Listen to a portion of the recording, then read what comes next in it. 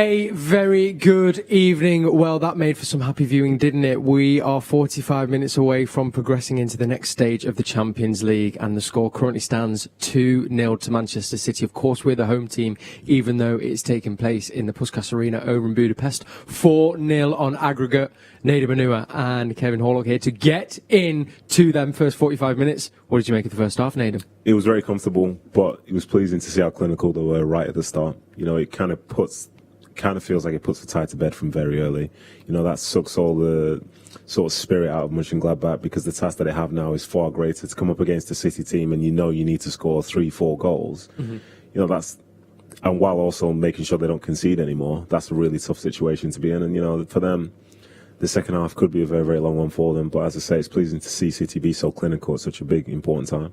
Kevin, we were talking before the game, we were interested to see how Monchengladbach were going to approach this game. Were they going to come at us? Were they going to sit back and try and hit us on the counter? I haven't been able to work out if they've kind of done one thing or the other. Is that because we've been that good, or have you maybe been able to? It was exactly what I was going to say. I'm not sure what they've done. It certainly doesn't look like they've overplayed out from the back like they did before, but I think Manchester City have had so much possession. Let me tell you now, that first half performance was sublime. Mm-hmm. We're spoiled. We see it quite often. The two goals were out the top drawer. You won't see many better goals. Both of them were quality for different reasons, but it was an unbelievable half. I think from Manchester City's point of view and Pep's point of view now, he just wants to ease through no injuries. Yeah, ease through no injuries. And we talk about gears a lot, don't we? And we know if we in second gear, maybe we'll make the push to third. Does this feel, and only because I felt a little bit, that we kind of have hit a bit of a different gear than we've seen in maybe our last 3-4 games, do you think? Possibly. Obviously, it's different opposition, different setting, having a 2-0 lead and so on, and having a team who essentially have to be a bit more front foot than maybe they would have liked. Mm-hmm. But the change of tempo was brilliant. I think the first goal from Kevin De Bruyne was a great finish, but to be the defensive pervert that I am, it came from I think it was a goal kick for Monchengladbach, which one of the centre-backs was front foot on to win the first header. And then before you know it, City do what they do, they score a goal. Mm-hmm. And then even the second goal, at this point, the tie feels like it's more or less done. But you're seeing Phil Foden being dynamic, you're seeing Gundogan being dynamic, and you're seeing top quality. And like that there is the stuff that makes them such a great side, because we can spend we could spend the rest of the year talking about false nines, but City is still putting players in positions that nines would be, and they're stepping up and they're scoring goals. Mm-hmm. You know, so for me, yes, they have got that extra gear, but I think in this instance they were just very, very clinical, and they're doing what we kind of hoped they would do going forward, which is managing a Champions League tie. Yes. And doing what is required to win games at the highest level. Those you mentioned both the moments there. We'll dig into them a little bit more. First of all, the first goal from one Super Kev to another Super Kev. Are we having that? Oh, I think that Super Kev's a little bit more super. Let me tell you, I'm Soup 4, Kev. It was quality, and not just the finish. Let's go back to the build-up, the touch, the composure to stay on the ball in tight areas. Let me tell you now, the technique to hit it like Kevin De Bruyne did is difficult. Mm-hmm. He makes it look so easy. It looks like it's just second nature to him, but that is a hard technique coming across your body. We laughed about it when it happened. Normally they're the ones that you skew off and swaz off to the corner flag, but he connects so true with it, and it was an unbelievable finish. And Riyad Mahrez again, who I think, is in some scintillating form. We said earlier on, he was kind of instrumental again with that hold up play, as you said. Yeah, these players are top players, we know that, but they're just never flustered. Under pressure, with people tight, with people up behind them, they want the ball, and they're so difficult and so elusive. They can go both ways, and their composure and the quality. The ball across was perfect weight for Kevin to hit, and along with the second goal we spoke about, the false nine, that is how to do it. I think Phil had started in the false nine, it dropped in, and we spoke about adding that pace and adding that dynamic feature to it, and that's exactly what Phil did. He drove forward. Look, we're still talking runners forward, willing runners forward. We're talking top players willing to run forward to create space or to get a chance. They're willing to do it, and then the weight of pass. And let me tell you now, that was a finish of a top centre forward, not a midfielder. It was outrageous. I mean, we were saying we think Pep will be dreaming of that goal tonight, won't he, Nedum? The second one in particular. Yeah, that type of goal itself, I think I see it more on FIFA than I do in real life. You know what I mean? He's drawing everyone this way, and you see the 3 ball buttons there. He's going to press it, but Phil knew the right pass. He knew the right time to play it.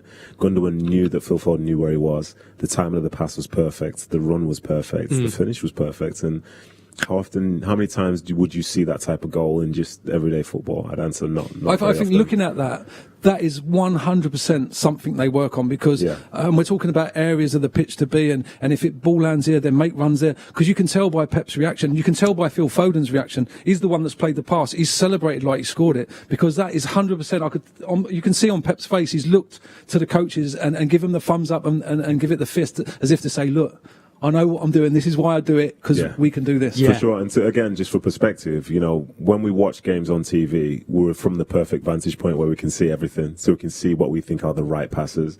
But when you're down there at that level, it's only certain players that can see those things. And for Phil Foden to have the ball at his feet in that moment, like that's the right guy. No, and that's I mean, if David Silva had done that, the ball in between two players and with millimetres, really, we would kind of won't be talking enough about it. To go throw it even further back as well, you played with Ali Benabi, didn't you? Yeah. I remember one of my first pre-seasons, I came up and I was training with Benabi and Berkovic on the same team, and he played a ball. To this day, I don't think I've been able to sort my feet out. I have no idea what just happened. So thankfully there's a line of very creative players for Man City going across several generations. You also made the point, speaking of runners though, and kind of to your eyes, notice it more, but actually we I'm seeing the Diaz header, I think it was, to Foden, who then paid. But you talk about this also, there are many runs going off from other players who maybe aren't even involved in that central play, that are helping and contributing to us being able to do that. Yeah, for sure. The game itself is one where I think at times you can become an individual and become selfish if you're not receiving the ball, because everybody wants the ball at their feet, wants to show what they can do. But this City side, I think, is special because everybody understands their role. And if you're a player who's testing the back line by constantly making a running behind, it draws the defence back. And if you don't receive the ball, because at this point you could receive the ball from anybody on that field because they're all so technically good. But if you don't receive the ball, before you know it, somebody else is getting the ball in a key area. So now there's space for an 8, space for a 10. They're getting the ball, and before you know it, you've got greater territory. The opposition's on the back foot.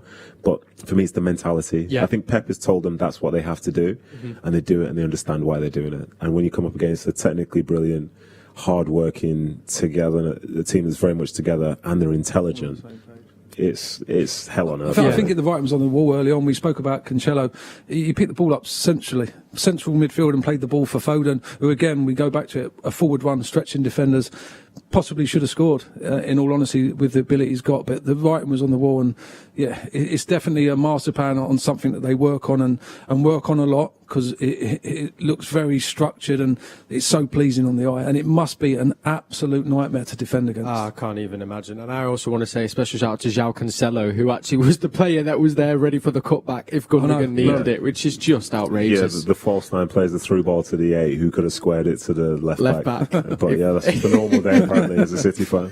We're going to be looking at some of your guesses for Mystery Blue, and you've been sending in as well your tweets around who you think our biggest rivals are. I think what we're going to do is we're going to hold them till full time just to make sure we've got through, and then we can really dig into them. I will say though, a massive thank you to BlueMark73 on Twitter, who's just tweeted at Man City saying, "You need your Barnet cut, lad." Well, thank you. My mother has been telling me the same every day, so when it all opens up, I will do. He's got short hair. That's attached to the hat. It's one of them hats that's got the hair on the back. Don't worry, he's got a skinhead underneath. But before we do that, take a look at the stats from that first half, and I mean, I think it's only going to tell us what we kind of already know. I mean, total domination. I mean, they have had kind of, it says there, 3 attempts on target, 4 in total. So they've kind of been half chances, but they have been able to see sights of goals, so maybe that is a cause just to be cautious of as we go into the second half. Yeah, possibly. I think you always have to respect opposition, especially when they're in a position now where they kind of have to go for it should they want to go through. This is a real test for them. Like, what's in their character? These guys, their manager is leaving at the end of the season and so on. So some of these are playing for their futures. They have to show up, and you have to respect them. It's the round before the quarterfinals of the Champions League. You don't arrive here by accident, so they are a good side. So you'd be surprised if they hadn't had many shots on goal and so on. But I think looking at the stats to be a stats perf again, for as much as City have the ball and they do what they do, you look at teams we play against and they match their work rate. Yeah. Total distance covered is exactly the same as Monchengladbach. I think from a Manchester City point of view, it's that concentration now. Yeah. We know, and we've seen it in past, they want to keep clean sheets. It really matters to them. Each individual, the goalkeeper, they're desperate for clean sheets. So it's just about concentration and not letting your mind slip and them getting a goal. Yeah, really, really is. Well, we can also say that here in the studio, I mean, people are enjoying it out there in the corridor. But we can say that our predictions are still very much in with a shout. That's a Reminding fact, yeah. people that are watching, Kevin, you went in the end for 3-0. 3-0. And So what I did, I went for 3-1 because I knew it'd be 2-0 at half time, and I know Monchengladbach would have to step forward in the second half, so they're probably going to nick a goal, and then City going to put it to bed, and it'll finish 3-1. wow. What do you have to say to that, Kev? Look, impressive if it happens. Impressive if it happens. Yeah. Come. I think actually we've got time to do some mystery blue guesses in the gallery. Yeah, I think we do. All right, so let's take a look at our mystery blue. Here it is. This is what we're trying to be working out.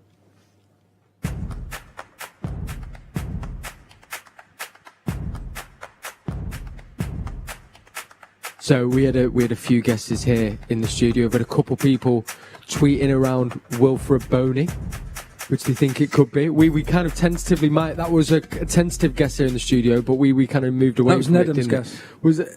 Yeah, the only reason I said Wnrh Boney was because there's not a chance a producer would pick a player just because they've done something well this weekend. Interesting. No top level producer would do that. I think they will, because they did the Aguero questions in the quiz. Which stitched up. I think. Okay. So it's the triple bluff. Maybe. I think a triple bluff. Yeah. So it's so obvious that it's like not obvious. Yeah, one of them ones. All You know that I know that you know one of Okay. them ones. But we might have given you a little clue there. If you've worked it out, you can send them in. We'll reveal it at full time. As well as that, we'll be getting into all the second half and hopefully looking forward to what awaits for us in the Champions League. 2-0 at half-time, 4-0 on aggregate. Couple minutes away from the second half commencing over in Budapest. Come join us at full time. We'll see you then. Come on, City.